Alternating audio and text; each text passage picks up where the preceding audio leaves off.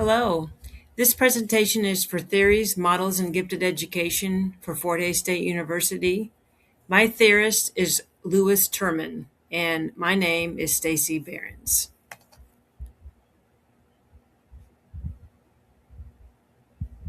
Louis Terman was known for his IQ model of giftedness theory.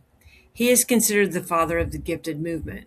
One of his main contributions is his development of the Stanford-Binet intelligence scale, one that is still used today by many psychologists and school professionals.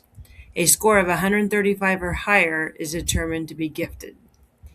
According to Louis Terman, he considered the top 1% of the population to be gifted.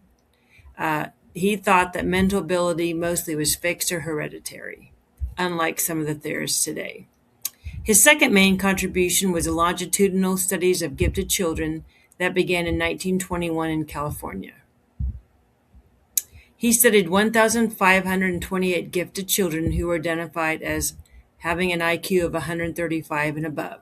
These students were first identified by teachers in the California school systems. Physical, psychological, social, and professional development were studied from the children for over half a century. The study was even continued after Terman's death in 1956. The results of Terman's study.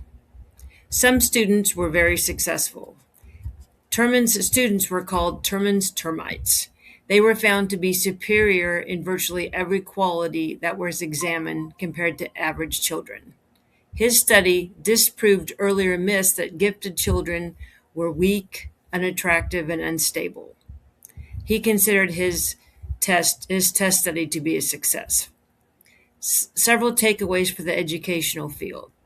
In his study, students who were accelerated in their learning were more successful, a practice that's still continued today.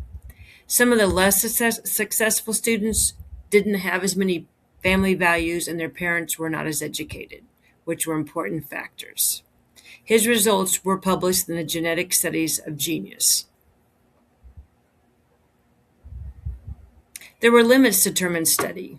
One, he did not include creative children or ones that were gifted in one certain area because they were limited to only those who were diagnosed of a score 135 or higher. His study could be considered biased today since teachers were the ones who originally recognized the children to be tested. His study also negatively influenced the importance of counseling for gifted children because they were found to be superior at that time. For reference, I used Education of the Gifted and Talented 7th edition by Rim, Siegel, and Davis. Thank you for listening. This has been Stacy Behrens.